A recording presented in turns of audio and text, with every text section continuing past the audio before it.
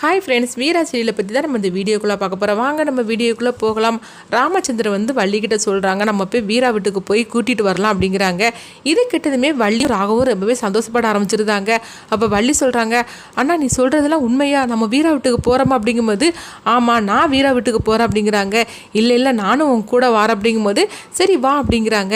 சரி நான் போய் கிளம்புறேன் அப்படின்னு சொல்லிட்டு ராமச்சந்திரன் நாங்கள் போகவும், அப்போ வள்ளி வந்து ராகவிட்ட சொல்கிறாங்க, என்னடா அண்ணன் இந்த மாதிரிக்கு ஒரு முடிவெடுப்பாருன்னு சொல்லி நான் கொஞ்சம் கூட எதிர்பார்க்கவே இல்லை.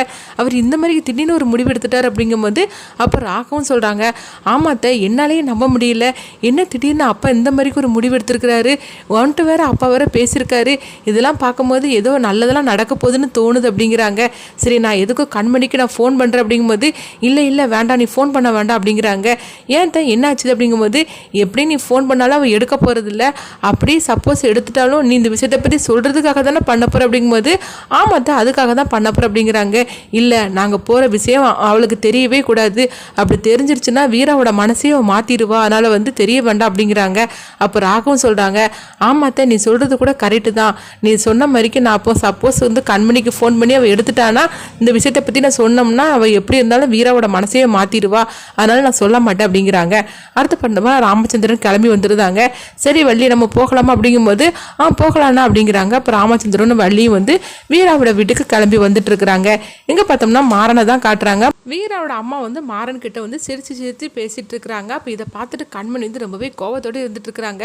உனக்கு என்ன இங்கே சிரிப்பு வேண்டி கிடக்குது அப்படிங்கும்போது, என்னடி இந்த மாதிரிலாம் நீ பேசிட்டு இருக்கிற, நான் மாப்பிள்ளைகிட்ட தானே பேசிட்டு இருக்கிறேன் அப்படிங்கிறாங்க. ஆமாம் மாப்பிள்ளை பெரிய மாப்பிள்ளை உனக்கு, ஆனால் இருக்கு பாரு அவள் தேவையில்லாமல் வேலை பண்ணி வச்சனால தானே இந்த வீட்டு வாசல் வந்து உட்காந்துருக்குறான். இவன் என்னன்னா மாப்பிள்ளைக்கு காலையிலேருந்து சாப்பாடு போடவும் பேசி சிரிக்கவுமா இருந்துகிட்டு இருக்கிறா, நீ இப்படிலாம் பண்ணிட்டு இருந்த, அவன் அந்த வீட்டை விட்டே அவன் போக மாட்டான் அப்படின்னு கண்மணி வந்து திட்டிக்கிட்டு இருக்கிறாங்க. அந்த நேரம் பக்கம் கரெக்டாக ராமச்சந்திரனும் வள்ளியும் வராங்க. இவங்க ரெண்டு பேரையும் பார்த்ததுமே மாறனே அதிர்ச்சி அடைஞ்சிருந்தாங்க.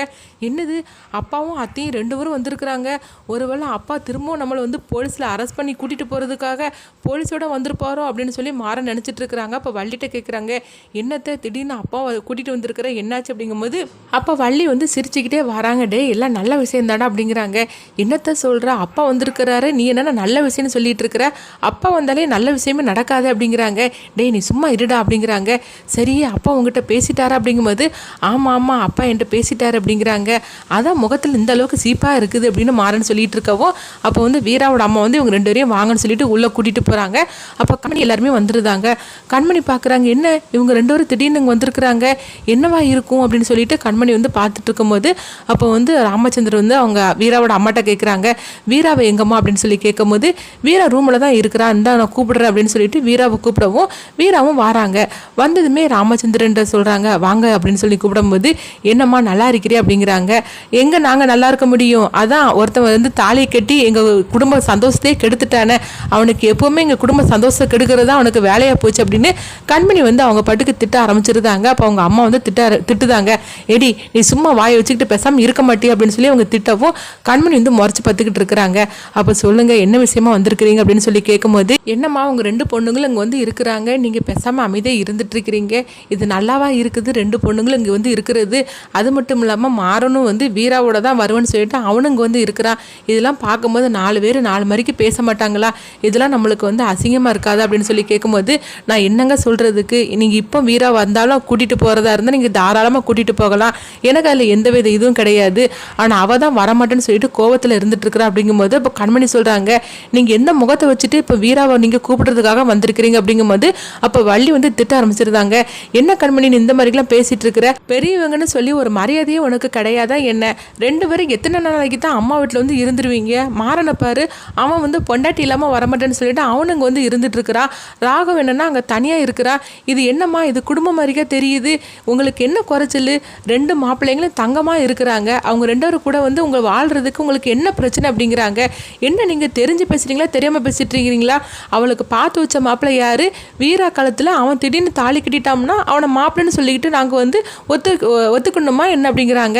என்னம்மா நீ பேசிகிட்டு இருக்கிற, மாறனோட ஒரு நல்ல மாப்பிள்ளையை உன்னால் தேர்ந்தெடுக்க முடியுமா என்ன, அந்த அரவிந்த் வந்து பக்கா பொறுக்கி அவன் கையால் வந்து வீரா காலத்தில் தாலி கட்டினா நீ சந்தோஷப்படுவியா, ஆனால் மாறனுக்கு என்ன குறைச்சல், அவன் எவ்வளோ தங்கமானவன், அவன் வந்து இவளுக்கு தாலி கட்டினாலும் இப்போ என்ன குறைஞ்சி போச்சுது, அவனுக்கு என்ன வசதி இல்லை, என்ன சொத்து சுகம் இல்லை, அவனுக்கு குடும்பம் குறைச்சலா என்ன, எல்லாம் நல்லா தானே இருந்துட்டு இருக்குது, அதுக்கப்புறமா எதுக்காக வீரா அவங்க கூட குடும்பம் நடத்துறதுல உனக்கு என்ன பிரச்சனை அப்படிங்கிறாங்க. இங்கே பாருங்க, நீங்கள் என்ன பேசினாலும் சரிதான், ஆனால் தேவையில்லாமல் நீங்களாம் இந்த மாதிரிலாம் பேசிகிட்டு இருக்கிறீங்க. என்னதான் இருந்தாலும் அவர் உங்கள் அண்ணன் பையன்ல, அதனால் நீங்கள் அவனுக்கு சப்போர்ட் பண்ணி தான் பேசிகிட்டு இருப்பீங்க. அவள் ஏன் தங்கச்சி, அவளுடைய வாழ்க்கைக்காக நான் பேசிகிட்டு இருக்கிறேன் அப்படிங்கிறாங்க. அரவிந்த் வந்து பொறுக்கின்னு சொல்லிட்டு இருக்கிறீங்களே, அப்படின்னா அவன் சொல்லலாம் செய்யணும். அதுக்கு பதில் அவன் வந்து தாலி கட்டிட்டான்னா என் தங்கச்சி அவன் கூட சேர்ந்து வாழ்ந்துடணுமா என்ன? அதெல்லாம் வாழ வரமாட்டா.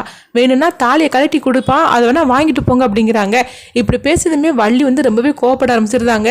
என்னம்மா நானும் அன்னையிலேருந்து பார்த்துட்டு இருக்கிறேன், ஆவுன்னா தாலியை கலட்டி கொடு தாலியை கலட்டி கொடுன்னு சொல்லிட்டு இருக்கிற, நீலாம் தாலியை கலட்டி கொடுன்னு சொன்னாக்கி நீலாம் ஒரு நல்ல பொண்ணா என்ன அப்படிங்கிறாங்க. அப்போ கண்மணி சொல்கிறாங்க, அங்கே பாருங்க, இந்த மாதிரிலாம் என்கிட்ட பேசிகிட்டு இருக்காதீங்க, இப்படிலாம் பேசுறீங்கன்னா அப்புறம் நான் வந்து வேற மாதிரி பேச வேண்டி இருக்கும் அப்படிங்கும்போது இப்போ மட்டும் என்ன ரொம்ப நல்லா பேசிட்டு இருக்கிறீங்களா அப்படிங்கவும் இப்போ ராமச்சந்திரன் வந்து வள்ளியை போட்டு திட்ட ஆரம்பிச்சிருந்தாங்க. வள்ளி, நீங்கள் சண்டை போட வந்தியா இல்லைன்னா இவங்களெல்லாம் சமாதானப்படுத்தி கூட்டிட்டு போகிறதுக்காக வந்தியா? அவள் தான் பேசிட்டு இருக்கானா, அதுக்கு நிகராக நீயும் பேசிட்டு இருக்கிறியா? இப்படி பேசிட்டே இருந்தீங்கன்னா சண்டை தான் வளருமே தவிர நம்ம சமாதானம் பண்ணி கூட்டிட்டு போகிறதுக்காக தானே வந்தோம். நீ கொஞ்சம் பேசாமல் இருக்க மாட்டியா அப்படின்னு சொல்லிட்டு ராமச்சந்திரன் வந்து வள்ளியை போட்டு திட்டவும் கண்மணியோட அம்மாவும் கண்மணியை போட்டு திட்டுறாங்க. அங்கே பாரு கண்மணி, நீ பேசாமல் அமைதியாக இரு, அவர் எதுக்காக வந்திருக்கிறாரு என்ன பேசுறாருன்னு கேட்டுட்டு நம்ம வந்து பதில சொல்லலாம், நீ தேவையில்லாம இந்த பேசிட்டு இருக்காது அப்படின்னு சொல்லவும் ஆமா ஆமா நீங்க ஆவுன்னா என்னையே திட்டிட்டு இருக்கீங்க அப்படின்னு கண்மணி சொல்றாங்க. அப்ப ராமச்சந்திரன் வந்து வீராவோட அம்மாட்ட சொல்றாங்க, இங்க பாருங்க, பெரியவங்கள நம்ம பத்து தான் சின்னவங்களெல்லாம் போய் சேர்த்து வைக்கணும். அவங்க இப்படி 4 பேரும் 4 விதத்துல பிரிஞ்சு போய் இருக்கிறாங்க, இப்படி இருந்தாக்கி எப்படி ஆக்கும்? அதனால வீராவை வந்து என் வீட்டுக்கு நீங்க அனுப்பி வைங்க, அவளை நான் மகாராணி மாதிரிக்கு நான் பாத்துக்கிறேன், மாறணும் அவளை நல்லபடியா பாத்துப்பான் அப்படின்னு சொல்லவும் அப்ப கண்மணி சொல்றாங்க, பாருமா இவர் இப்படிதான் பேசுவாரு, இதுக்கு நீ ஒத்துக்கவே செய்யாது அப்படிங்கும்போது அப்ப கண்மணியோட அம்மா வந்து திட்ட ஆரம்பிச்சிருந்தாங்க. ஏண்டி நீ பேசாமே இருக்க மாட்டியா? உனக்கு தான் புருஷனோட சேர்ந்து வாழ பிடிக்கலன்னு சொல்லிட்டு இங்கே வந்து இருக்கிற, அவளுக்கு என்ன, அவள் வந்து சேர்ந்து வாழறதுல உனக்கு என்ன பிரச்சனையா இருக்கு அப்படிங்கிறாங்க. ஆமாம்மா நீ சொல்லுவ, நம்ம அண்ணன் இறந்ததுக்கு அவன் தானே காரணம், அவன் கூட போய் சேர்ந்து வாழ சொல்றியே, உனக்கு கொஞ்சம் கூட உனக்கு ஈவிரக்கமே இல்லாமல் போச்சா? இல்லை நீ வந்து உன் மகனையே நீ மறந்துட்டியா அப்படிங்கிறாங்க. நீ வேணா உன் மகனை மறந்துருக்கலாம், ஆனால் நான் எங்கள் அண்ணனை மறக்கல, அதுக்காக தான் நான் இந்த மாதிரிக்கு பேசிட்டு இருக்கிறேன் அப்படிங்கும்போது ஆமாண்டி, இறந்து போனவன் போயிட்டான், அதுக்காக இவளுடைய வாழ்க்கையை நீ நாசம் பண்ண சொல்றியே என்ன? நீ வேணா எக்கெடுக்கட்டு போ, ஆனால் வீரா வந்த மாதிரிக்கு உன் கூட நீ சேர்த்துட்டு அலையாத. வீரா நீ இவ பேச்செல்லாம் கேட்டுட்டு இருக்காத, நான் சொல்றது கேளு, நீ இவங்க கூட இவங்க வீட்டுக்கு போ வீரா அப்படிங்கும்போது அப்போ ராமச்சந்திரன் சொல்கிறாங்க, வீரா உனக்கு என்னை பற்றி தெரியும், மாறனை பற்றியும் தெரியும், அவன் வந்து கொஞ்சம் வந்து கூடுதலாக பேசுவானே தவிர அப்போ அவன் வந்து ரொம்பவே நல்லவம்மா அப்படிங்கிறாங்க. இது கெட்டதுமே மாறன் வந்து கண்கலங்க ஆரம்பிச்சிருந்தாங்க. அப்பா நம்மளை எந்த அளவுக்கு புரிஞ்சு வச்சிருக்கிறாரு, நம்ம தான் அப்பாவை தப்பாக புரிஞ்சு வச்சிருக்கோம் அப்படின்னு சொல்லிட்டு மாறன் வந்து கண்கலங்கி இருந்துட்டு இருக்கிறாங்க. அப்போ ராமச்சந்திரன் சொல்கிறாங்க, அவன் ரொம்பவே நல்லவம்மா, அந்த அரவிந்திட்டு இருந்து உன்னை காப்பாற்றுறதுக்காக தான் இந்த மாதிரிக்கு முடிவு எடுத்தானே தவிர, ஆனால் அவன் மனசில் நீ இருக்க தான் செய்த, கண்டிப்பாக சொல்கிறேன், அவன் உன்னை வச்சு நல்லபடியாக சந்தோஷமாக வாழ்வாமா அப்படிங்கிறாங்க. அதனால நீ என்னை நம்பி என் கூட என் வீட்டுக்கு வாமா, நீ இப்படி இருந்துட்டு இருந்தேன்னா 4 பேர் 4 விதமாக பேசுகிறாங்களே, அதுக்கு நம்ம பதில் சொல்ல முடியலம்மா அப்படிங்கிறாங்க. என் மகன் கூட பார்க்காம நான் அவன் மேலே கம்ப்ளைண்ட் கொடுக்க தானே செய்தேன், நீயே பார்க்க தானே செய்த, அப்படி இருந்தப்போ கூட நீ தானே அவனை வந்து வெளியே எடுத்துகிட்டு வந்த, அப்பவுமே தெரிஞ்சு போச்சுது அவன் மனசில் வந்து அவன் இருக்கிறது எனக்கு தெரிஞ்சு போச்சுது, அதனால நான் சொல்கிறத கேளுமா, நீ வாமா என் வீட்டுக்கு வாமா அப்படிங்கிறாங்க. அப்போ வீரா சொல்கிறாங்க, நான் ஒன்று அவன் மேலே ஆசை வச்சு அவனை வந்து போலீஸ் வந்து காப்பாற்றி நான் கூட்டிகிட்டு வரல, உங்கள் கௌரவம் வந்து பறிப்போய் விடக்கூடாது, அதுக்காக தான் நான் அவனை வந்து கூட்டிகிட்டு வந்தேனே தவிர மற்றபடி இவன் வந்து என் மனசுலலாம் ஒன்றும் கிடையாது அப்படிங்கிறாங்க. அப்போ வள்ளி நினைக்கிறாங்க, நீ என்ன தான் சொன்னாலும் சரி தான், ஆனால் உன் மனசில் அவன் இருக்கிறது எனக்கு நல்லாவே தெரியுது அப்படின்னு சொல்லிக்கிட்டு வள்ளி நினைக்கிறாங்க. ஆனாலும் அதை வெளிக்காட்டாமல் நீ மறைச்சிட்டு இருக்கிறது எனக்கு புரியுது அப்படின்னு சொல்லி நினைக்கவும் அப்போ மாறன்னு நினைக்கிறாங்க, வீரா நீ பொய் சொல்கிறேன்னு எனக்கு நல்லாவே தெரியுது, உனக்கு வந்து என் மேலே ஆசை இருக்குது எனக்கு தெரியும் அப்படின்னு சொல்லி அவங்க நினச்சிட்டு இருக்கும்போது இதெல்லாம் பார்த்துட்டு கண்மணி நினைக்கிறாங்க, ஆமாம் வீரா நீ இப்படி தான் பேசணும், நீ வரமாட்டேன்னு சொல்லிடு அப்படிங்கவும் அப்போ வந்து வீராவோட அம்மா வந்து வீராவை போட்டு திட்ட ஆரம்பிச்சிருந்தாங்க.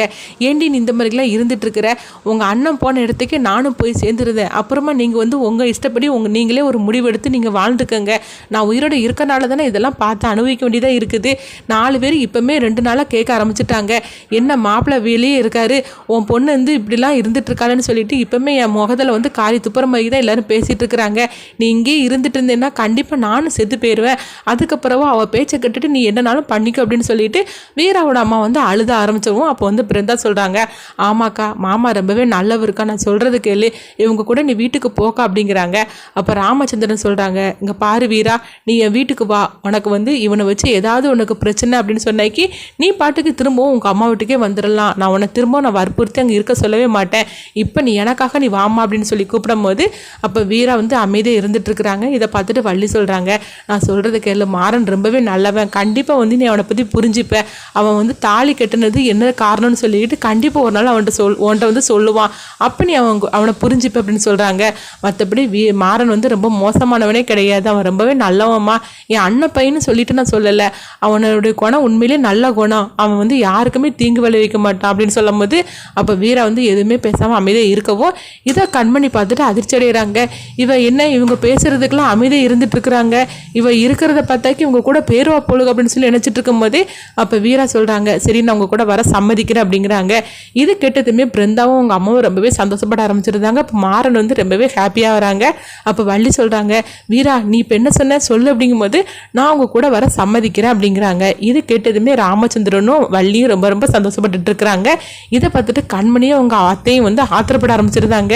என்னது இவ போறேன்னு சொல்லிட்டா, இப்போ என்ன பண்றதுக்கு கண்மணி அப்படிங்கும்போது ஆமா அது எனக்கு ஒன்றும் புரிய மாட்டுக்கு, இவன் என்ன திடீர்னு கிளம்புறன்ட்டா, இவன் மட்டும் இப்போ அங்கே போனான்னா அவ்வளோதான், கண்டிப்பாக அந்த மாறன் வந்து இவளுடைய மனசை மாற்றிடுவான், இவளும் வந்து அவங்க கூட சேர ஆரம்பிச்சிருவா, இப்போ என்ன பண்ணுறதுக்கு ஒன்றுமே புரிய மாட்டுக்கு, நம்ம கைமீறி போயிட்டாலே அப்படின்னு சொல்லி கண்மணி வந்து ரொம்பவே ஆத்திரப்பட்டு இருக்கிறாங்க. அப்போ வீரா வந்து அவங்க கிளம்ப ஆரம்பிச்சிருந்தாங்க. கிளம்பிட்டு அவங்க வந்து ட்ரெஸ் எல்லாம் எடுத்துட்டு வரவும் அப்போ கண்மணி சொல்றாங்க, கொஞ்சம் இருங்க அப்படிங்கிறாங்க. என்னாச்சு அப்படின்னு சொல்லி கேட்கும்போது நான் உங்க கூட வார அப்படிங்கிறாங்க. இப்படி சொன்னதுமே ராமச்சந்திரனும் வள்ளியும் பாக்குறாங்க. அப்போ வள்ளி கேட்குறாங்க, என்ன கண்மணி திடீர்னு நீயும் வாரன்னு சொல்லிட்டு அப்படிங்கும்போது ஆமா நானும் வாரேன், நாங்க இருந்து என்ன பண்ண போறேன், நானும் வாரேன் அப்படின்னு சொல்லிட்டு கண்மணி கொஞ்சம் வெயிட் பண்ணுங்க அப்படின்னு சொல்லிட்டு அவங்க ட்ரெஸ் எல்லாம் எடுத்துட்டு வராங்க. இதை பார்த்துட்டு வள்ளி சந்தோஷப்பட்டு இருக்கிறாங்க. அண்ணா எப்படிதான் சரிதான், உன்னுடைய 2 மருமகளும் வாரன்னு சொல்லி சம்மதிச்சுட்டாங்க, இப்போ உனக்கு சந்தோஷம் தானே அப்படிங்கும்போது ராமச்சந்திரன் வந்து வீராவோட அம்மாட்ட சொல்றாங்க, எனக்கு இப்போ ரொம்ப சந்தோஷமா இருக்கு அப்படிங்கும்போது இப்போ வீராவை நினைக்கிறாங்க, கண்மணி இப்படி மனசு மாறுவான்னு சொல்லி நான் கொஞ்சம் கூட எதிர்பார்க்கவே இல்லை அப்படின்னு சொல்லி அவங்களும் நினைச்சிட்டு இருக்கும்போது அப்போ பிருந்தா நினைக்கிறாங்க, ஐயோ கண்மணி அக்கா போறான்னா கண்டிப்பாக ஏதாவது பிரச்சனையை ஏற்படுத்த தான் போவா, இவ இப்போ போய் என்ன பிரச்சனையெல்லாம் ஏற்படுத்த போறாலும் தெரியலையே அப்படின்னு பிருந்தா நினைக்கிறாங்க. அடுத்து பார்த்தோம்னா இவங்க எல்லாருமே கிளம்பி அவங்க வீட்டுக்கு போறாங்க. போனதுமே வந்து வள்ளி வந்து சொல்றாங்க, எல்லாரும் வீட்டு வாசலில் நில்லுங்க அப்படிங்கிறாங்க. என்னத்தை வீட்டுக்குள்ள விட மாட்டேங்கிற அப்படிங்கும்போது, டேய் இப்போ தானே கல்யாணம் முடிஞ்சு வார, உனக்கு ஆரத்தை எடுக்க வேண்டாமா, அதுக்கு தானே வீட்டு வாசலில் நிற்க சொன்ன அப்படிங்கும்போது உடனே வந்து மாறன் வந்து சிரிக்க ஆரம்பிச்சிருந்தாங்க. இதெல்லாம் பார்த்துட்டு கண்மணி எரிச்சலோடு இருந்துட்டு இருக்கிறாங்க. அப்போ வள்ளி வந்து ஆரத்தி எடுத்துட்டோம் வீட்டுக்குள்ளே வாமா அப்படின்னு சொல்லி கூப்பிடும் போது வீரா வந்து வராங்க. அதுக்கப்புறமா வள்ளி சொல்கிறாங்க, அண்ணா இவங்க 2 பேருக்கும் சாந்தி முகூர்த்தத்துக்கு ஏற்பாடு பண்ணணும் அப்படிங்கும்போது அதெல்லாம் பொம்பளைங்க சமாச்சாரம் நீயே பார்த்துக்கோமா அப்படின்னு சொல்லியிருந்தாங்க. அடுத்து பார்த்தோம்னா வந்து வள்ளி சொல்கிறாங்க, இன்னைக்கு வந்து உங்களுக்கு சாந்தி முகூர்த்தம், அதுக்குள்ளே ஏற்பாடெல்லாம் பண்ண போகிறேன் அப்படிங்கிறாங்க. இப்படி சொன்னதுமே கண்மணி அதிர்ச்சி அடைகிறாங்க. என்னது சாந்தி முகூர்த்தத்துக்கு ஏற்பாடு பண்ண போகிறாங்களா அப்படின்னு சொல்லிக்கிட்டு அதிர்ச்சி அடைகிறாங்க. இது மட்டும் நடந்துருச்சுன்னா அவ்வளோதான், முடிஞ்சு போச்சுது கதை, நம்ம நினச்சது எதுவுமே நடக்காம ஆயிரும், இப்போவுமே வீரா கிட்ட ஏதாவது சொல்லி மனசை மாற்றணும் அப்படின்னு சொல்லிட்டு கண்மணி வந்து அவங்க வீரா பக்கத்தில் போகிறாங்க. அப்போ வள்ளி சொல்கிறாங்க ராகவிட்ட, இங்கே பாரு கண்மணி இன்னைக்கு எங்கேயாவது நீ அழைச்சிட்டு போயிரு, அவள் அங்கே இருந்தானா கண்டிப்பாக வந்து இந்த சாந்தி முகூர்த்தத்தை தடுக்கிறது தான் பாப்பா அப்படின்னு சொல்லும் போது அப்போ ராகவ் சொல்கிறாங்க, ஆமாத்த நீ சொல்கிறது கூட கரெக்டு தான், கண்மணியை வந்து இன்னைக்கு நான் எங்கேயாவது நான் அழைச்சிட்டு போயிருந்தேன் அப்படின்னு சொல்லிட்டு ராகவும் வள்ளியும் சேர்ந்து அவங்க திட்டம் போடுறாங்க.